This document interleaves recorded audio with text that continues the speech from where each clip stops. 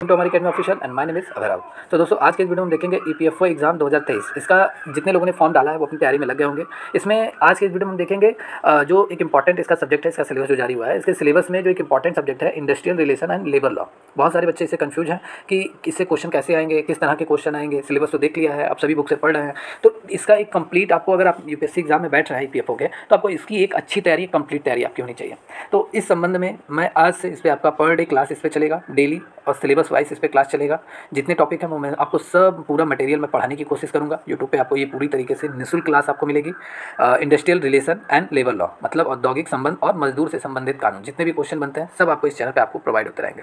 तो इस सीरीज़ में पहला जो आज का जो टॉपिक है, पहला जो चैप्टर है इसका, औद्योगिक विवाद से संबंधित कानून। ये चैप्टर है औद्योगिक विवाद से संबंधित कानून। आइए जानते हैं इससे कैसे कैसे क्वेश्चन बन सकते हैं, ये है क्या, इसके बारे में कंप्लीट एनालिसिस करते हैं। चलिए देखिए, औद्योगिक विवाद से संबंधित कानून। अगर हम यहाँ पे इसकी बात करें औद्योगिक विवाद से संबंधित कानून की, तो यहाँ पे औद्योगिक विवाद से संबंधित कानून,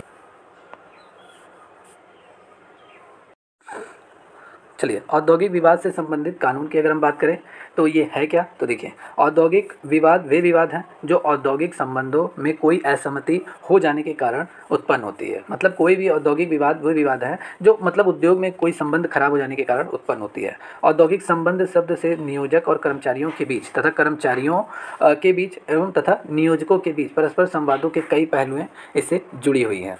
ऐसे संबंधों में जब भी हितों को लेकर कोई विरोध होता है तो इससे जुड़े किसी एक पक्ष में असंतोष पैदा हो जाता है। इस प्रकार औद्योगिक विवाद संघर्ष अथवा संघर्ष हो जाता है। यह विवाद कई रूप ले लेता है, जैसे विरोध, हड़ताल, धरना, तालाबंदी, छटनी, कर्मचारियों की बर्खास्तगी।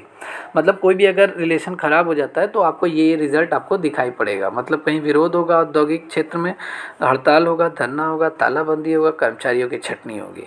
ठीक है, चलिए आगे बात करते हैं औद्योगिक विवाद के मुख्य कारण क्या क्या हो सकते हैं, मतलब किन कारणों से औद्योगिक विवाद होता है। तो सबसे पहले अगर हम यहाँ बात करेंगे औद्योगिक विवाद के मुख्य कारण की, तो अधिक वेतन और भत्तों की मांग करने के कारण। जैसे एक कोई उद्योग चल रहा है, कोई इंडस्ट्री चल रही है, उसमें जितने कर्मचारी काम करते हैं वो अधिक वेतन और भत्तों की मांग को लेकर क्या कर सकते हैं, धरना दे सकते हैं, हड़ताल कर सकते हैं। तो ये भी औद्योगिक विवाद का मुख्य कारण है। बोनस का भुगतान करने व उसकी दर निर्धारित करने की मांग के कारण विवाद उत्पन्न हो सकता है। सामाजिक सुरक्षा लाभों को बढ़ाने की मांग के कारण आपका क्या हो सकता है, औद्योगिक विवाद हो सकता है। फोर्थ है कार्य की अच्छी और सुरक्षित दशाओं, जिसमें कार्य दिवस के छोटे मध्य अवकाश और कार्य के बीच में अवकाश और शारीरिक श्रम के लिए परिवेश की मांग करना, ये भी इसका मुख्य कारण हो सकता है औद्योगिक विवाद का। आगे अगर हम बात करें श्रम कल्याण और अन्य लाभों में वृद्धि की मांग करना। ठीक है, किस तरह का, जैसे अच्छी कैंटीन, विश्राम, मनोरंजन, आवास की सुरक्षा, दूरदर्शी स्थानों की आने जाने की व्यवस्था, इन सब की मांग को लेकर क्या मजदूर जो है वो हड़ताल कर सकते हैं। मतलब पूरी तरीके से औद्योगिक विवाद का कारण ये बन सकता है। औद्योगिक विवाद का इंपॉर्टेंट है। चलिए नेक्स्ट बात करते हैं, आगे देखते हैं। औद्योगिक विवाद का जो छठवां कारण है वो है, इसके अलावा मतलब औद्योगिक विवाद के अलावा आपका खराब कार्मिक प्रबंध, परस्पर विरोधी एवं विधायी उपाय एवं सरकारी नीतियाँ, मनोवैज्ञानिक घटकों जैसे कर्मचारी द्वारा उसकी आत्मनिर्भरता, व्यक्तिगत उपलब्धि, उन्नति के मूल आकांक्षा की दृष्टि करने के लिए अवसर प्रदान करने से इनकार करना। ठीक है, और आदि के कारण भी श्रमिकों में समस्याएं पैदा हो सकती हैं, मतलब समस्याएं उत्पन्न हो सकती हैं। सरकारी नीतियों से भी आपके औद्योगिक विवाद के कारण उत्पन्न हो सकते हैं। ठीक है, तो ये औद्योगिक विवाद का मुख्य कारण था। एग्जाम में पूछा जा सकता है, 4 ऑप्शन 5 ऑप्शन देगा, आपको उसमें से टिक करना रहेगा कि कौन सा मतलब औद्योगिक विवाद का कारण हो सकता है। चलिए आगे अगर हम बात करें औद्योगिक विवाद 1947, ये है क्या। ठीक है, ये आपके टॉपिक में है, औद्योगिक विवाद 1947 इंपॉर्टेंट है। तो यहाँ पे अगर हम बात करें भारत में औद्योगिक विवाद 1947 सभी औद्योगिक विवाद की जांच पड़ताल निपटान करने का एक प्रमुख प्रावधान है। ठीक है, एक प्रमुख विधान है। इस अधिनियम में उन संभावनाओं की हड़ताल तथा तालाबंदी की जाती है, उन्हें अवैध या गैर कानूनी घोषित कर दिया जाता है। कर्मचारी की जबरदस्ती इसमें क्या होती है, काम बंद कर दिया जाता है। छटनी होती है, उसे सेवा मुक्त करना भी होता है। बर्खास्त करने की दशाओं, उन परिस्थितियों में औद्योगिक इकाई को बंद किया जा सकता है। और औद्योगिक कर्मचारियों और नियोजकों से जुड़े कई अन्य मामलों का भी इसमें उल्लेख है। तो ये 1947 में जिन पॉइंट का जिक्र किया गया वो सब इसमें है। ठीक है, औद्योगिक विवाद 1947। आगे अगर हम बात करें औद्योगिक विवाद 1947, ठीक है, तो औद्योगिक विवाद 1947 की बात करें तो औद्योगिक संबंधों को रखने, श्रम संबंधी कानूनों को लागू करने, केंद्रीय व्यापार क्षेत्र में व्यापार संघ की सदस्यता के समापन का कार्य सौंपा गया है औद्योगिक संबंधों में। ठीक है, और यह निम्नलिखित के माध्यम से सद्भावपूर्ण औद्योगिक संबंधों को सुनिश्चित करता है। अब कौन कौन से पॉइंट हैं, चलिए देखते हैं।